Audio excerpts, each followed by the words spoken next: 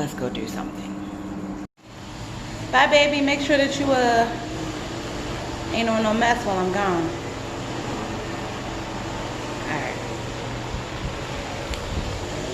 Alright, y'all. So I am going to take a walk. And this is for Trinice and my husband Nick, who were not able to view my messenger story where I showed the neighborhood. And so I told them that I would do a YouTube video in order to show you guys the neighborhood while I take my daily walk. But yeah, so I thought this would also be an interesting time while we look at these cute little houses and stuff, to have a little conversation about seasonal depression. Yeah. So I don't know how many people know this. I'm not really one to share this information too openly, I guess. So probably nobody knows it. I don't know, child. But anyway, good morning. Afternoon. Oh, afternoon. I actually struggle with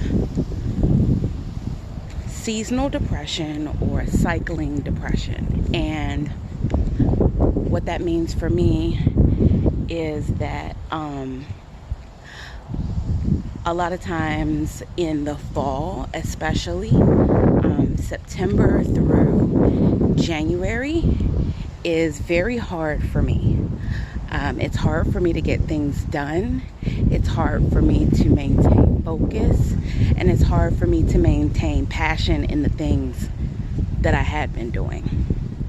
And this has been ongoing for me for years.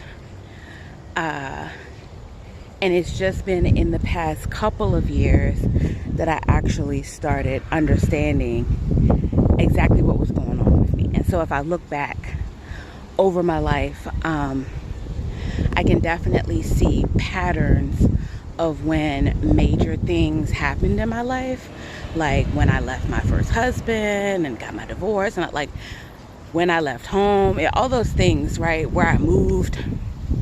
And there's a pattern to it that suggests that this time of year is really rough for me. So we're in September right now, and my 30 days has passed here in St. Croix, my first 30 days. And I made a couple of 30-day videos and everything, but honestly, it's been a struggle to put that video together, my 30-day video, because on that video you can see my seasonal depression starting to kick in. It definitely takes the cheeriness out of my voice and the enthusiasm out of what I'm doing. And so I didn't like the video, so I never posted it. And that's been rough because I really wanted to make sure that you guys saw, everything in real time. And not in real time because everything was still like 10 days after, but I want to make sure that you guys saw the whole thing, and that I, wrapped it up neatly with a bow on my 30th day and all of that. And then seasonal depression was like, B, you tried it. And now I don't even want to edit the video. So this is life. This is life right now. Where I don't know, it's really hard to stay on track and stay focused. So, whew, had to pause real quick, child, while I hiked up this hill. That hill was a little bit serious. Okay.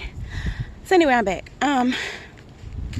One of, I think, the more difficult parts of this type of a journey is the ebb and flow of it. So, it's not really so much like a depression followed by a mania as with bipolar depression, but there is definitely an ebb and flow in terms of energy. So I will go months where where I'm in a really, really good space and I can get a whole lot of things done, and I'm just really energetic and I'm really loving life and really just passionate and focused and getting things done. And those are my best moments. Those are the moments when I make like great strides and really look at this view, y'all. Those are the moments when I make great strides and I'm really able to live my best life, so to speak.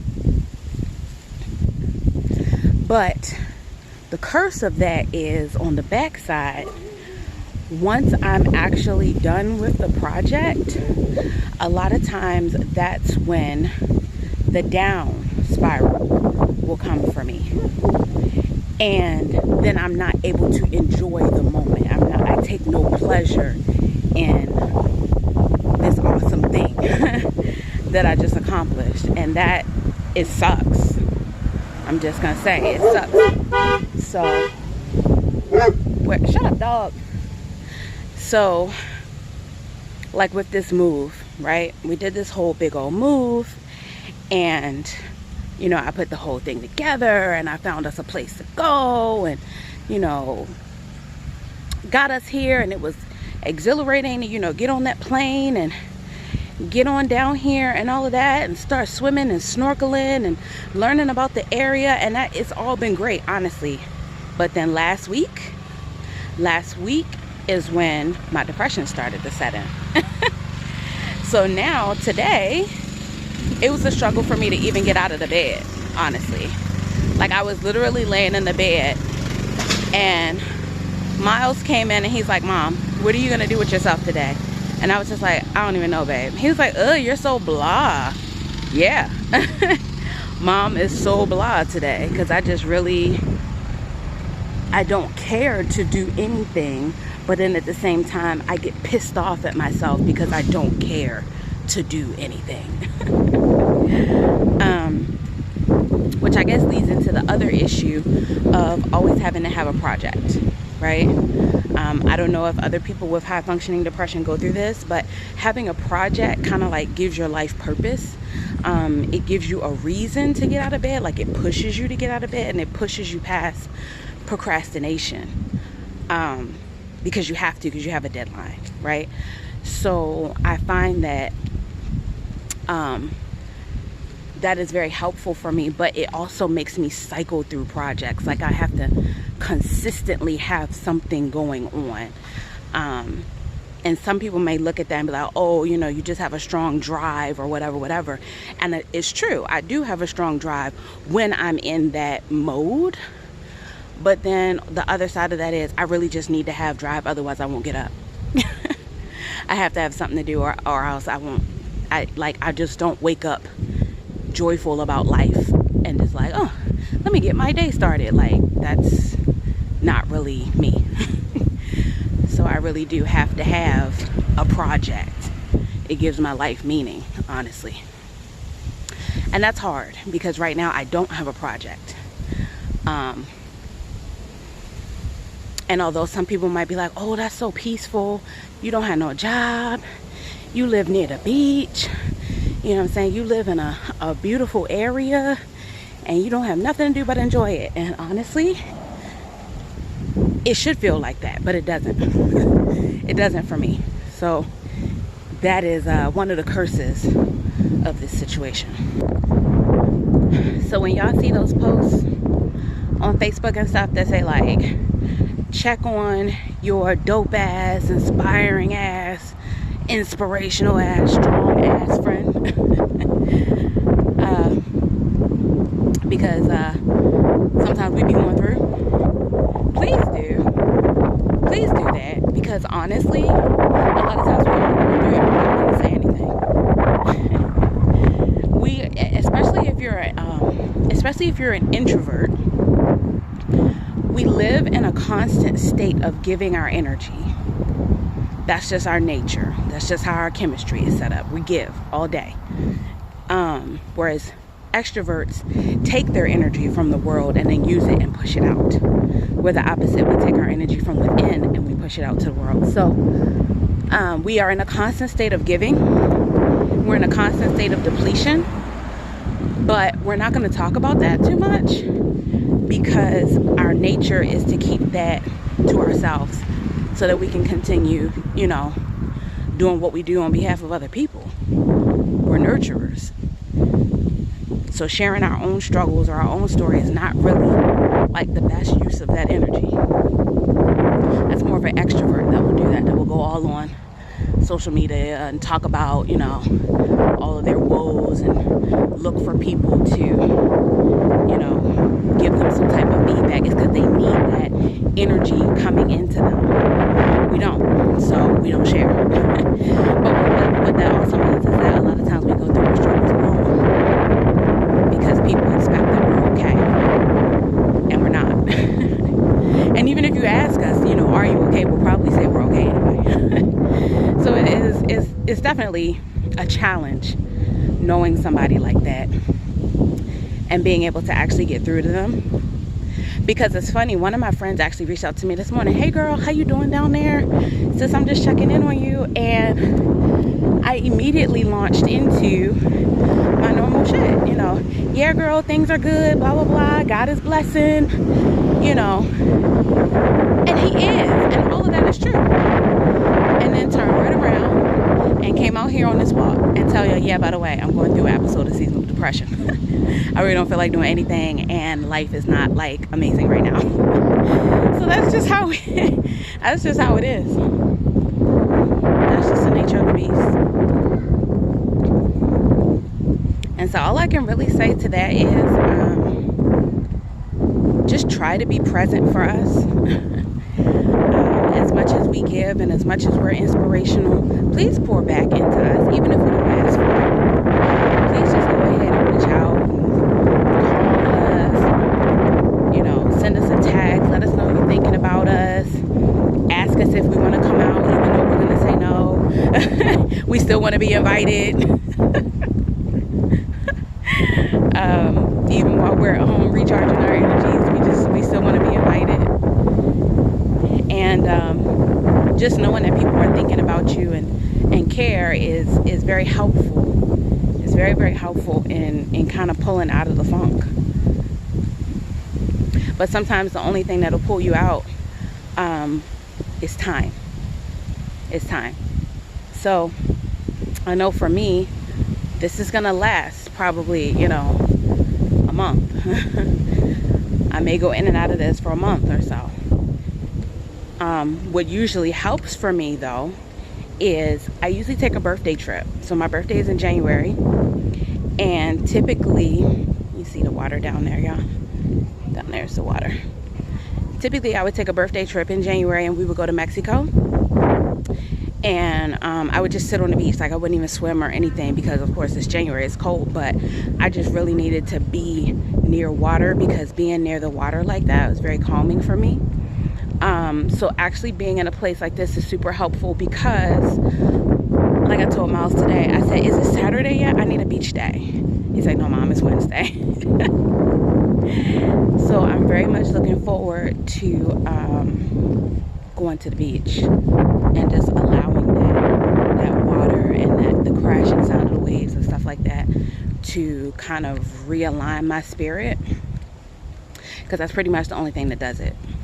It's the only thing that does it. So Saturday will definitely be a beach day. I'm actually excited about that. As much as I can be excited right now, like without actual enthusiasm, it's definitely a mental excitement and not an emotional one for me. But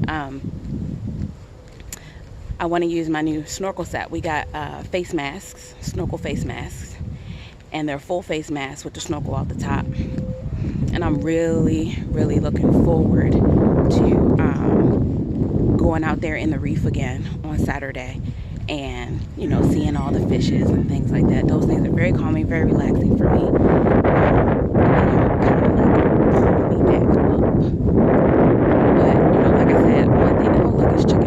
Only thing that's really gonna pull me all the way out is time, but at least it helps balance me in the meantime while I'm waiting to come all the way out. So yeah, that's the neighborhood. I'm circling back right now around to my street. And that basically has been the neighborhood since y'all wanted to see it. My hood in St. Croix. They've been very receptive to everything that I've shared and very supportive, and I truly appreciate that, because honestly, being out here with just my son is a little bit lonely. So it's nice to be able to chat with you guys, even if I'm really just chatting to myself and then just like waiting to see, you know, any comments or whatever that you guys want to share with me. But I look forward to those comments, so please definitely, you know, comment. Tell me what you think about the houses. Tell me what you think about the neighborhood, about St. Croix. Tell me what you think about what I've said, you know. If anybody else struggles with cycling depression or seasonal depression, you know that it ain't just you, girl.